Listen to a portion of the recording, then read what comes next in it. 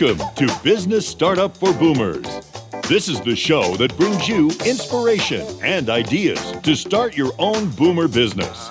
Here's your hosts, Larry Aarons and Jeff Williams. All right. We're going to help you with some of the technicalities of business today and launching your own business. Jeff Williams is on the line from BizStarters. And BizStarters is in the business of helping boomers just like you get their business started. They'll take care of a lot of the stuff that we're about to talk about right now, Jeff. It's not the sexy stuff that goes with the fun part of business, right? But it's so necessary. Nope. Let's talk about corporate structure, licenses, permits, all that kind of technical legality stuff that we're going to need to get started. Where do you want to begin? Corporate structure? Yeah, that would be a good choice. Now, as you said, this is not the fun part of doing the business, like the sales and marketing is. Yeah. This is not, doing a blog post. But this is really critical, particularly when you're over 50, because this is protection. And the last thing you want to have happen is you're really grooving on the company, you're growing it, you're getting new customers, and all of a sudden you find out that there's a legal challenge against you that you don't know how to defend yourself. So for most of our clients, since they're over 50, the number one consideration is, how do I protect my private assets, my personal assets?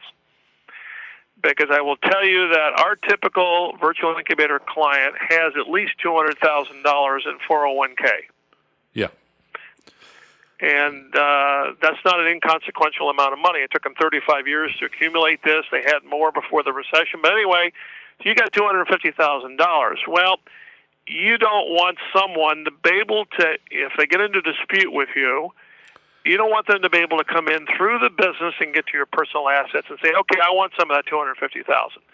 So we generally set our startup clients up with what is called a limited liability company, LLC. Right. These were popularized in Silicon Valley. You saw them starting about 20, 25 years ago, primarily with internet-based companies. You'd see this really funky name, and it would say LLC. In fact, BizStarters.com, my company, is also an LLC.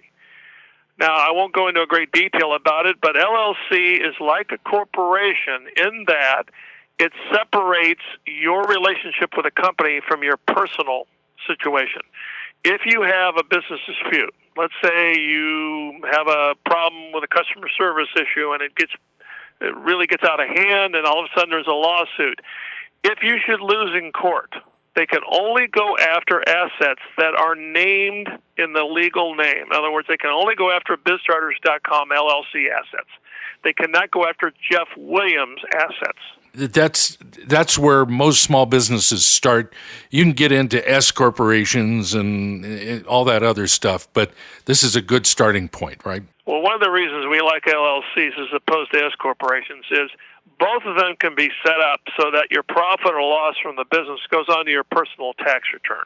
Both of them, both Subchapter S and LLC. Yeah. But the LLC does not require that you get approval from the IRS to be set up. That you have to have IRS approval to set up a Subchapter S, which takes extra time and extra steps.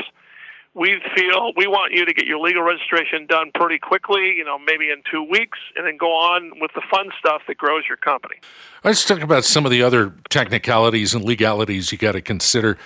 Permits, licenses, that kind of thing. What's some of the basics? Okay.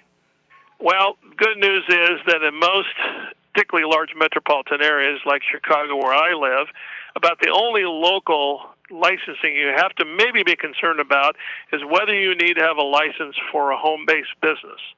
Now, about 15 years ago, there was a big move among municipalities around the country to start requiring licenses for people that were running consulting companies or graphic design companies out of their den or their bedroom. But it was very hard to enforce. The city of Chicago, 15 years ago, you could not legally do any business at home without a license. But nobody was paying the license. And the city was so up against it with all the things they had to do, they didn't really enforce it. So today, it's probably still on the books in Chicago, but I don't think they enforce it. And where I live out here in suburban Chicago, as long as I do not have an employee coming to my house to do work for me, I do not have to have a license. And everybody's municipality or local government entity will have different rules. It's worth checking to find out. All you have to do, matter of fact, you may not even have to talk to anybody on the phone. Just go to your city or town's website, and somewhere in there is going to be a link for regulations, because they want everybody to know, and just see if they say anything about it. If they don't, then just call up the clerk and say, do you require a home business license in this municipality? And you're going to get a yes or no. You don't have to say who you are. You can be anonymous. Mm-hmm. Now, the one other type of licensing that may be required, and this is for a very small percentage of businesses, and that is if you're involved in any way in preparing beverages or food, then it gets a lot more complicated. Oh, yes. Because you have to have food licensing. Yeah, they have to be inspected and all that stuff. Right. You have to be FDA approved. You have to have the right equipment. You have to have procedures. And if you're going to serve alcohol, then you have to not only have a liquor permit, but also, I know here in Illinois, you have to be able to prove that you took a 6-hour training course on how to serve liquor and how to identify if someone has had too much liquor when they come into your establishment. I belong to a nonprofit men's group, and we make extra money by selling this course because we have a bar inside our building, and we learned how to do it. So we go out and we probably train 400 people a year in this, okay? That's great. Other than that, unless you are a very, very unusual company, that's it. That's all you really have to worry about. First of all is your legal form, and that's generally something you have to set up with your state. Now, there is one last thing I will mention, and that is if you're going to be a corporation or an LLC, you must also get a federal tax number from the IRS. It's free. If anybody listening to this program wants to know more about this, just drop me an email, jeff@bizstarters.com, and I'll send you the link to the IRS page where you can get this tax number for free. Very good. Well, there you go, an overview of the not sexy stuff, the permits, the legalities, and that kind of thing that you're going to need to get your business started. Obviously, Jeff knows his stuff. And if you want to get a hold of Jeff at BizStarters, just go to the website and all the contact info is there. Always enjoy talking to you, Jeff. Thanks so much. Thanks so much, Larry.